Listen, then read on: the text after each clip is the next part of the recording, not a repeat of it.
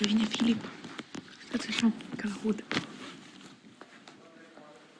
Da, vine.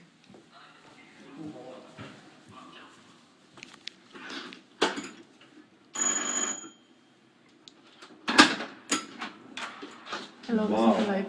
Și pe live? Închide. Am intrat. Băi. Hai, vin aici. Nu vreau. Haide, că am stat pentru tine atâta timp. Pentru mine, da? Da. Vezi că ți-am blocat telefonul.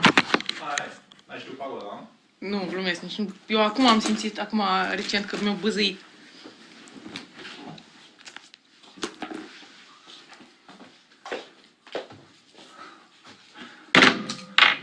Bau. Grinch. Grinch. Am furat Crăciunul. Ce miroși a fum? A fum? Mhm. Nu știu. De unde mă fum? Nu știu. Eu o să aer de afară, că vin de afară. A fost la grătar? Va fi și fum din Adidas, dacă te-am alergat. Da. Se trece? Nu se trece, că s-a încălzit mașina până aici. Spune parola firm, n-ai voie pe telefonul meu. Mhm. Oh, Filip. Oh. Ce făceai în emisiune dacă era adevărat, cum zicea Antonia, că am zis eu, Corina, ce făceai? După aia era și la mine. Oh, altcineva, da? Oare cineva?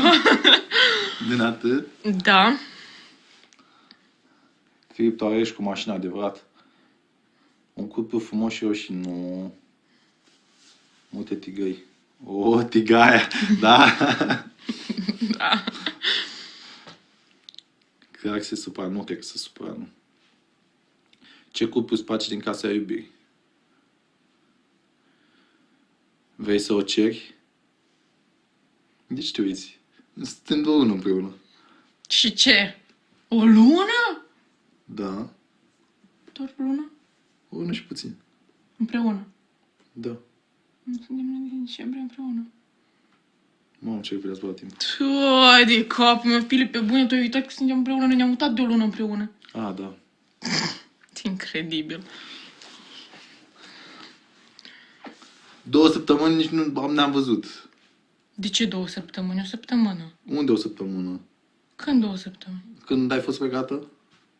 Acum o săptămână a fost plecată. Nu atunci. A, și atunci. Și noi nu eram când ai împreună fost? atunci? Păi eram, dar separat. E. Băi. Asta înseamnă că dacă plecăm undeva nu mai suntem împreună. Bă, dar ce idee ai tu? Da, Nu băi, ce te-am idee. dus pe bune, acum tu mi-ai venit cu idei de Nu, genul. dar zic că atunci abia eram împreună și apoi n-am mai fost.